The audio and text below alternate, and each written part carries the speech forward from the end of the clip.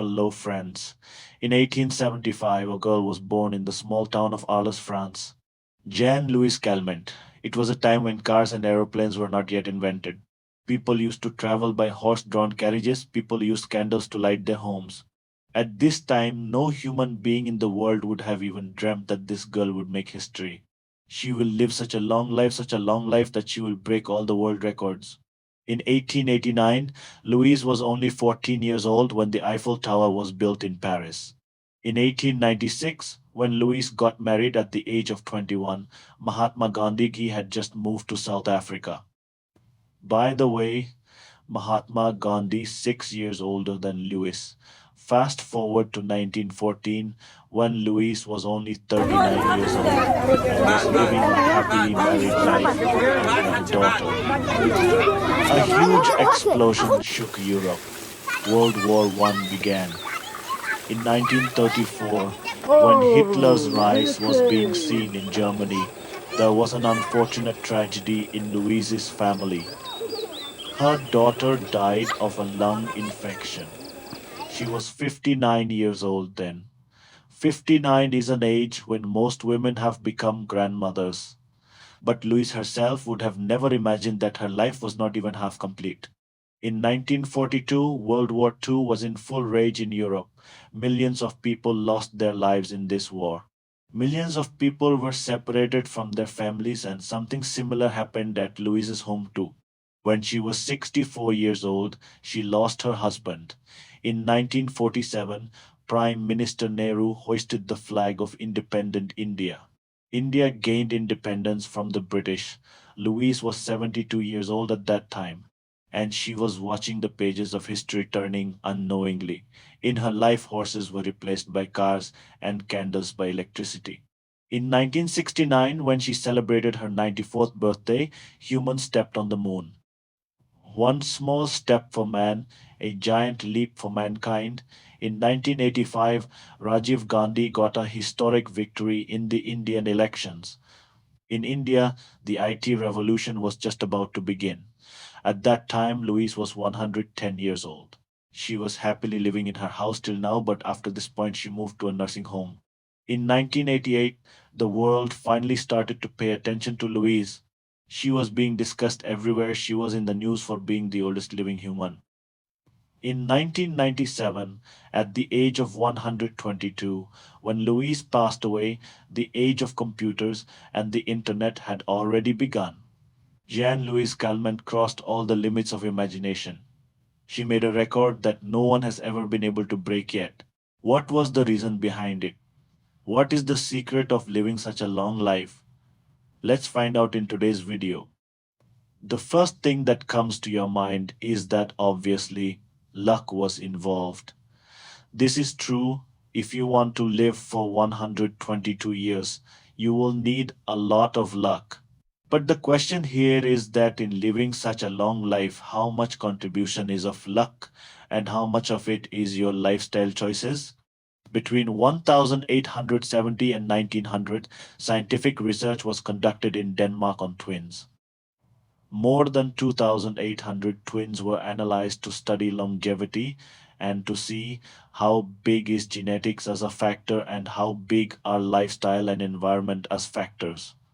This research was known as the famous Danish twin study, and the conclusion of this was that an average human's life is 20% dictated by genes and 80% is influenced by lifestyle and environment. That means your food choices, the way you exercise, and a healthy lifestyle has a huge impact. What are the healthy lifestyle choices that can help you live a long life? The best way to figure this out is perhaps to do a reverse research to see the lifestyle of those who are already living for such a long time. In the early 2000s, Dan Buettner, an explorer and author, was working for National Geographic. He decided to study such places in the world where people live the longest. In 2003, he collaborated with anthropologists, historians, dietitians, and geneticists to complete this mission. They used population data to locate such areas in the world where the most number people of ages 100 and above are found. These people are called centenarians. because they have lived a century. Around this time, some other people were also researching the same thing. Like this research paper that was published in the Journal of Experimental Gerontology. Here they identified that in the Sardinia region of Italy, the highest concentration of male centenarians is found. Those who are 100 years or above. The Italian villages with the highest concentration of these people were marked by blue circles on the map. These places were referred to as the blue zone. On the other hand, Dan Buettner found another such place, the Japanese Okinawa Island, with the longest disability-free life expectancy in the world found there. They set out on an expedition to these places to find out why people lived for so long here. The team of scientists and demographers explores the world and finds five such blue zones. The first was Sardinia in Italy. Second, Okinawa in Japan. Third, in the American state of California, Loma Linda's Seventh-day Adventist community. It is a religious sect within Christianity. Fourth, the island of Icaria in Greece. And fifth, the region of the Nicoya Peninsula in Costa Rica. People living in these five blue zones live a longer life than the rest of the world. Is there anything special about these places? Maybe the clean water and clean air here? Or is it the lifestyle choices of these people that facilitates this? Dan and his team worked for years to find out the real reason. And finally, when they published their report, they say that the real reason was the lifestyle habits of the residents. Specifically, nine lifestyle habits were common across these regions. They refer to these nine habits as Power 9. What are these habits? Let's find out one by one so that you can learn from them, implement them in your life, and live a long life. The first lifestyle habit is to move naturally. It's not that the elderly people living in blue zones go to the gym and lift heavy weights regularly or run a marathon. In fact, their environment encourages small natural movements throughout the day. For example, most of these people live in villages where cars are not used much. In fact, if they want to go to meet their friends or go to work, they have to walk. Along with that, these people grow their gardens near their homes where they go and work by themselves. Contrast this with the modern world, where nowadays most people sit at home, get in the car, and go to the office where they sit and work. And if they want to go somewhere for entertainment, they get in the car and go to the cinema hall to watch a movie while they sit and relax. Natural walking is so rare in our modern lifestyle. The American Cancer Society surveyed more than 125,000 adults and found that people who sit for more than 6 hours a day have a 19% higher chance of D. None in the next 21 years. Cancer, coronary heart disease, stroke, diabetes, kidney disease, liver disease, Parkinson's disease, Alzheimer's, nervous disorders, a total of 14 causes of death become more likely to occur the more you remain seated. Many studies have shown a major correlation here.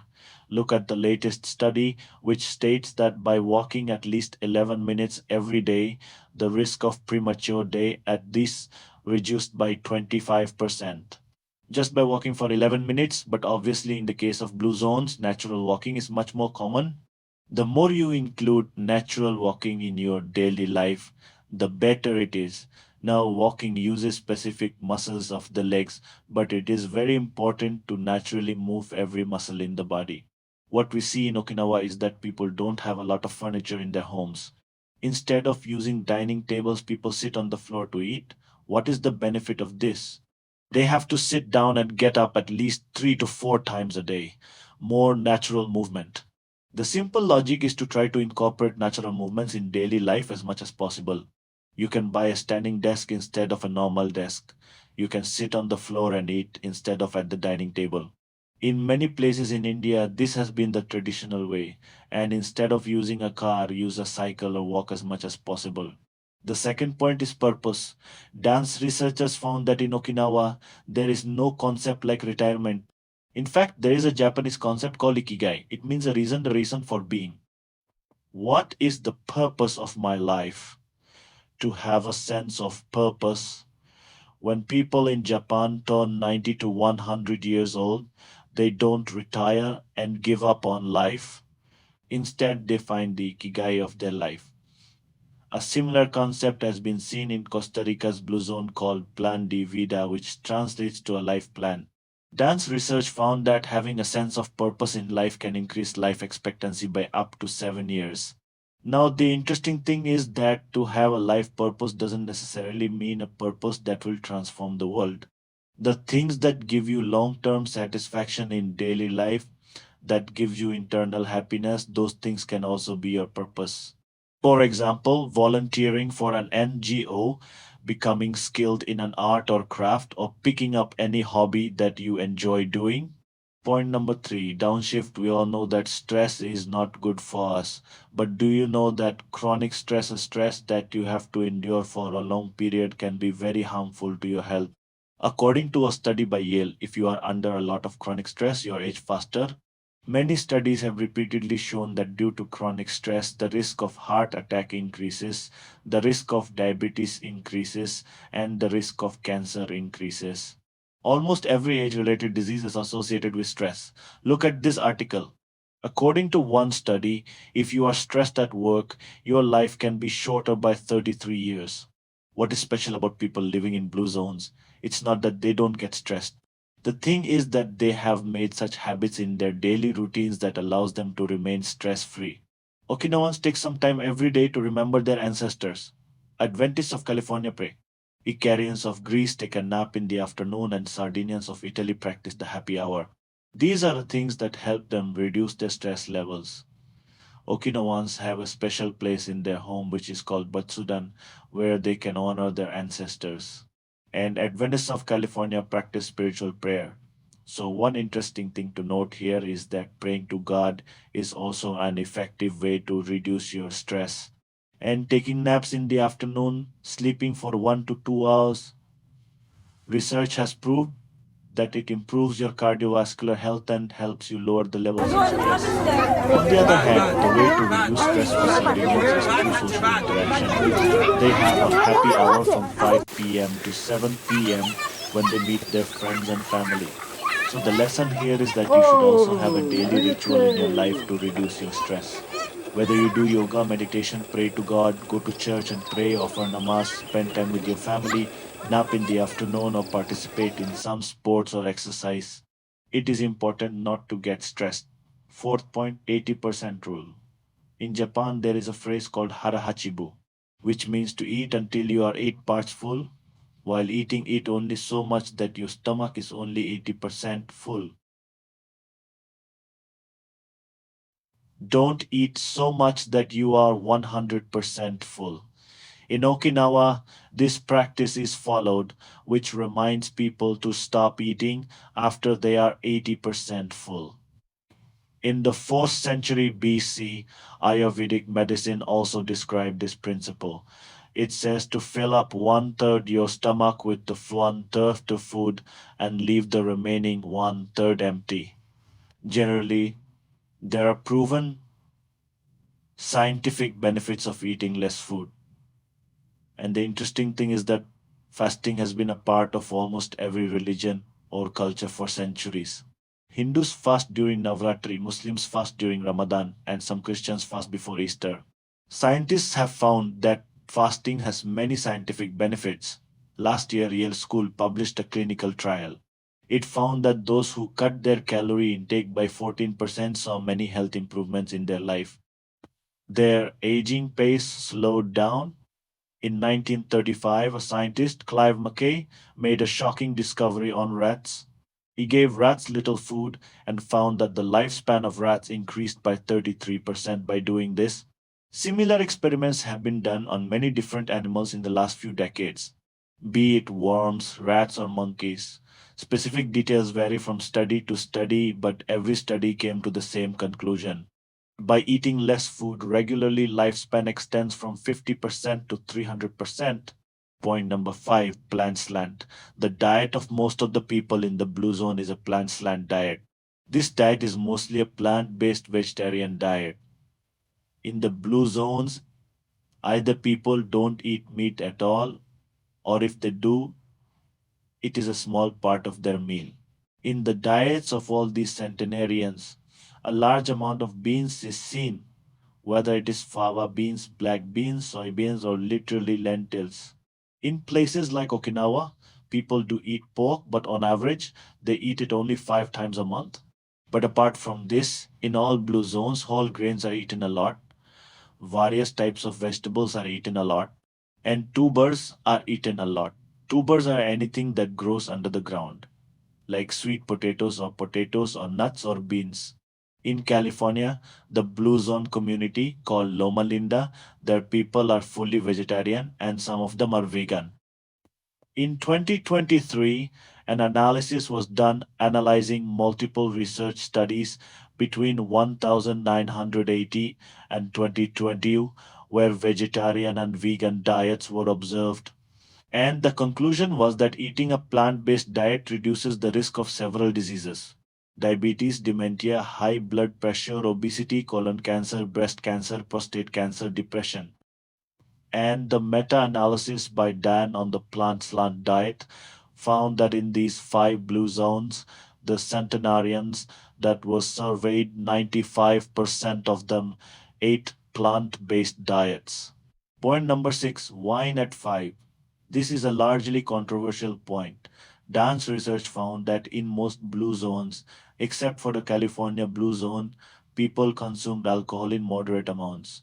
For example, in Sardinia, people drink 1 to 2 glasses of red wine every day.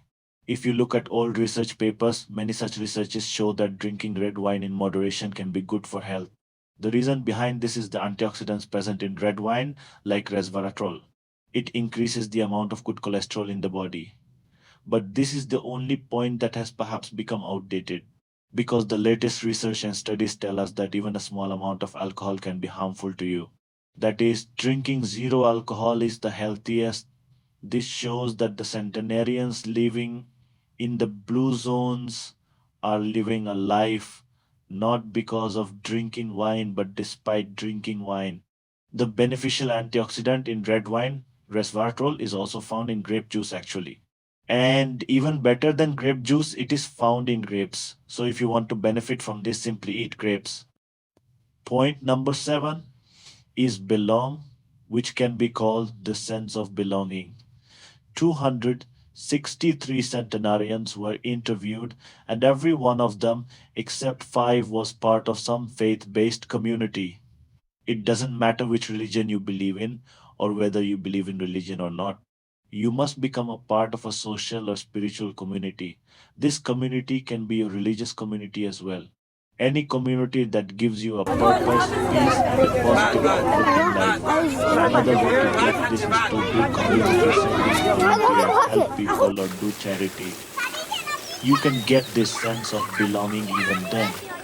Dan's research found that this is so important that for people who attend faith based services 4 times a month, their life expectancy increases from 4 to 14 years. Imagine you will live for 14 more years by doing this. Point number 8, loved ones first. Centenarians from the blue zone prioritize their family.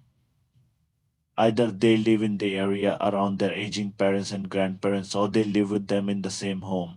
Apart from this, they remain committed to their one life partner with whose help, according to Dan's research, life expectancy can increase by 3 years. And then they invest their time and affection in their children. Finally, we come to the last ninth point, which is right tribe. Okinawans have a friend circle of about 5 friends, and they are committed to their 5 friends for the rest of their lives. People living in blue zones are part of such social circles that support these healthy behaviors. Many research papers show that things like smoking, obesity, happiness, and loneliness are contagious. If your friend circle is made up of such people who promote good habits and not bad habits, then it can be very beneficial for you. The reason behind this is very simple. Following healthy behaviors becomes very easy when people around you are following the same healthy behaviors. After listening to all this, you must be thinking, is it possible to live a long life outside these five blue zones? Dan wondered the same thing as well. In his opinion, a sixth blue zone can be added to this group soon. A blue zone where traditionally people didn't have a healthy lifestyle, but in the future, due to their changing behavior, they can definitely become a new blue zone. Singapore. Dan says that he has witnessed life expectancy in Singapore increasing by almost 25 years. Today, people living in Singapore have one of the longest and healthiest life expectancies. The reason behind this is the policies made by the government, which subsidize healthy food and impose heavy taxes on junk food. Government policies promote walking. The infrastructure is designed to make people walk more in their daily lives. And there is a heavy tax on driving to discourage it. Another interesting thing in Singapore is that if your elderly parents live within a radius of 500 yards of your house, you get a tax break. So the result is in front of you, friends. Now you know exactly what you have to do to live a long life. You may not be able to break the record of being the world's oldest human. You may need a lot of luck to live for 120 years. But if you follow the things I have told you in this video, you will easily live for a century. If you liked the video, you can watch this video on the world's fattest country. In this video, I told you about extremely positive examples. In that video, I will tell you about an extremely negative example of what you should not do. You can click here to watch it. Thank you very much.